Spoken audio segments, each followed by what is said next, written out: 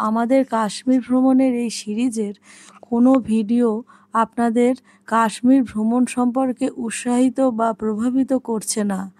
আপনাদের কাশ্মীর ভ্রমণের সিদ্ধান্ত সম্পর্কে আমাদের এই চ্যানেল কোনোভাবেই দায়বদ্ধ নয়।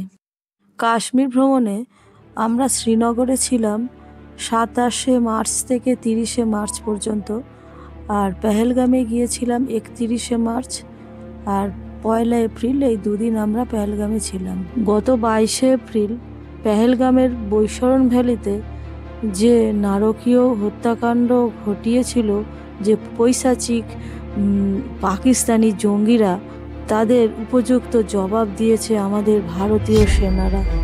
তাদের প্রতি আমার কুর্নিশ। তারা আমাদের ভারতের গর্ব। যে রাতারাতি 26 জন মহিলার সিঁদুর মুছে গিয়েছিল, সেই 26 জন মহিলার সিঁদুরের জবাব দিয়েছিল এই অপারেশন সিঁদুরের মাধ্যমে আমাদের ভারতীয় সেনারা। তাদের অক্লান্ত পরিশ্রম তারা দেখিয়ে দিয়েছিল যে পাকিস্তানের জঙ্গিরা যাতে আমাদের আর সাহস না পায়।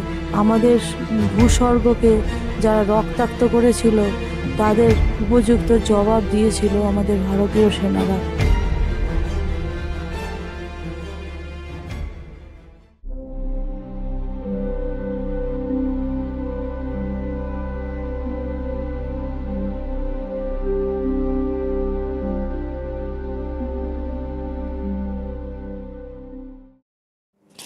কাশ্মীর ভ্রমণে আজকের আমাদের প্রথম দিন।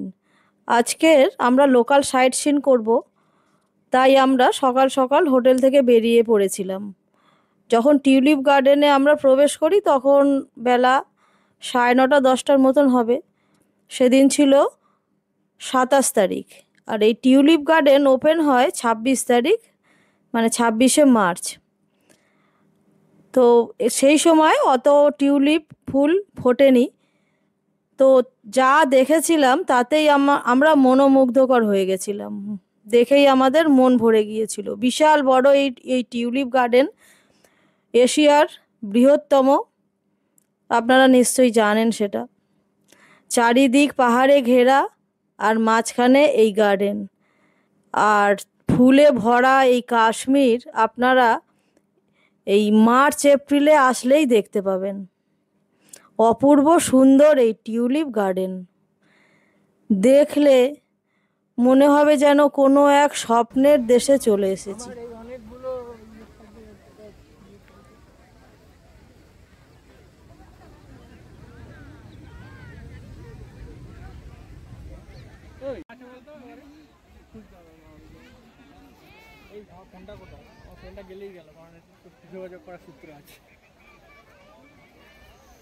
হ্যাঁ, ভিডিও কর মাঝে মধ্যে, একটু এগুলো সব অ্যাড করে দেবো।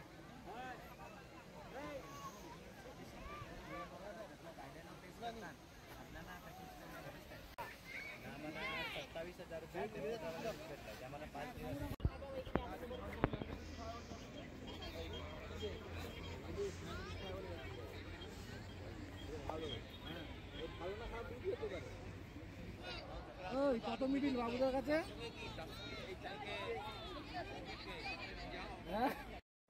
টিউলিপ গার্ডেন থেকে বেরিয়ে আমরা এবারে চলে এসেছি চশমে শাহি মুঘল গার্ডেন।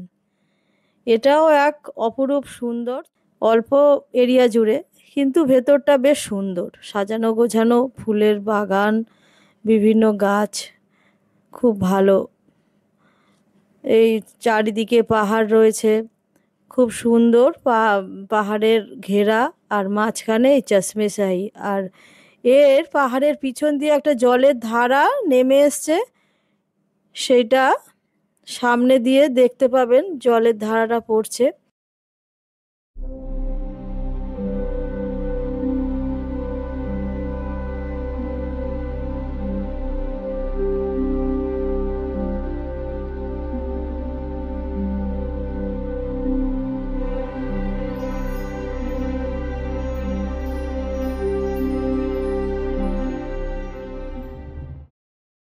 এই জল যেটা আপনারা দেখছেন, এই জল অনেকে পানীয় জল হিসাবেও ব্যবহার করে। সবাই বলে নাকি এটা স্বাস্থ্যের পক্ষে ভালো।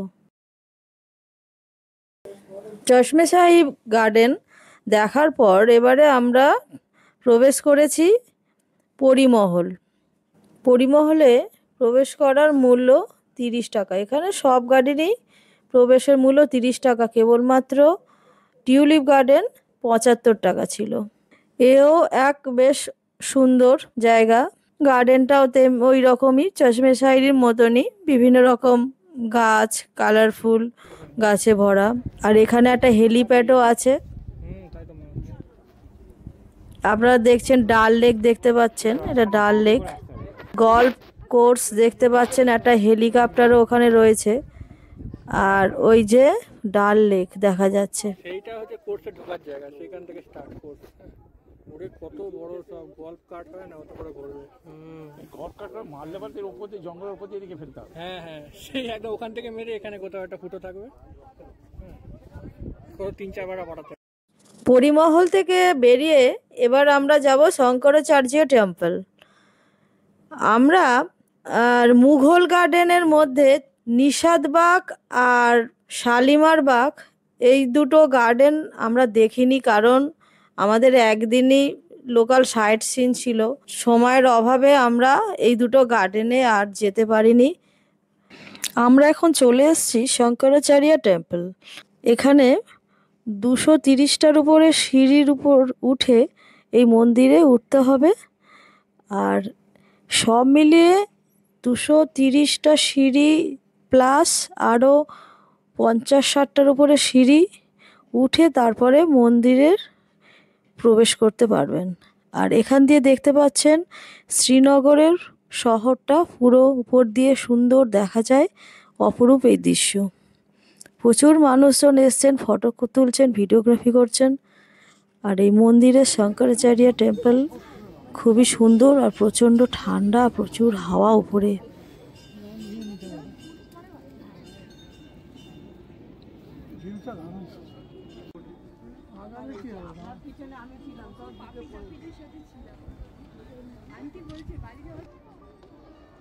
এখানে নিচেও সিঁড়ি রয়েছে।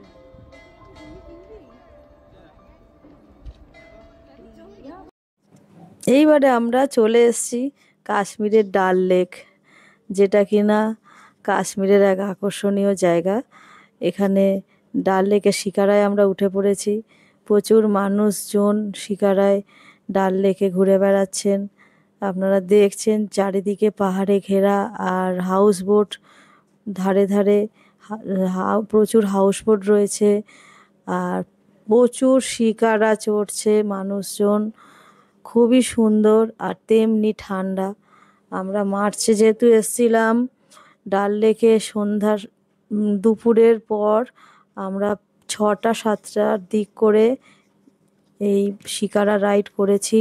সেই সময় ছিল প্রচুর ঠান্ডা।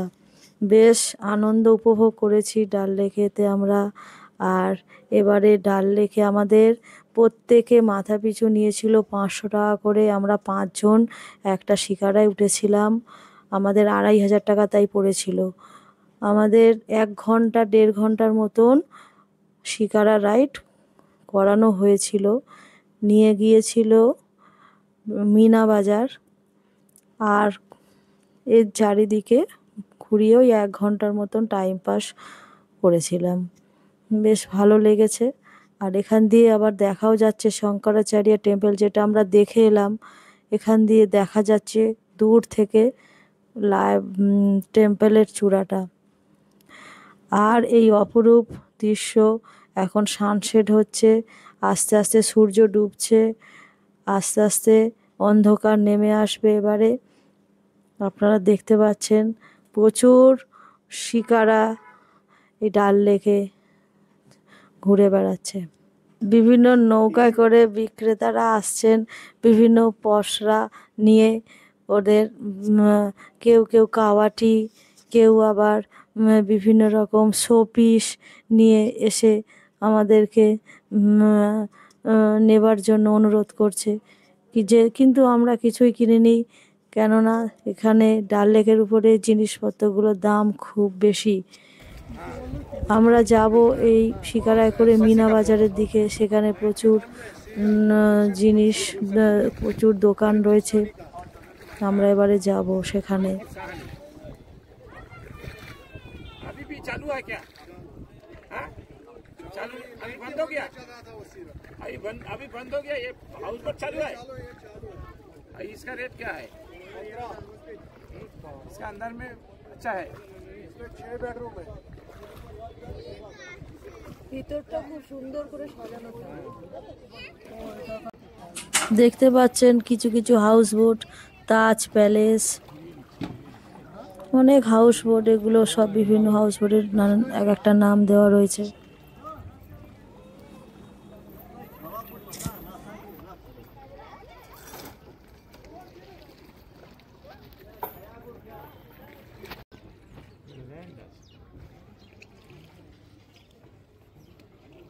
চুল কাটার দোকান। জল তো আজকে সেলুন দেবে।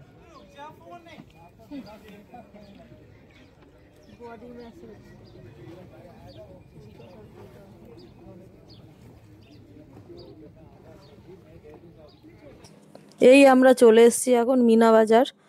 মিনা বাজারে দেখতে পাচ্ছেন প্রচুর দোকান, দুধারে শীতের পোশাক, কার্পেট, বিভিন্ন শোপিস, প্রচুর দোকান এখানে আছে।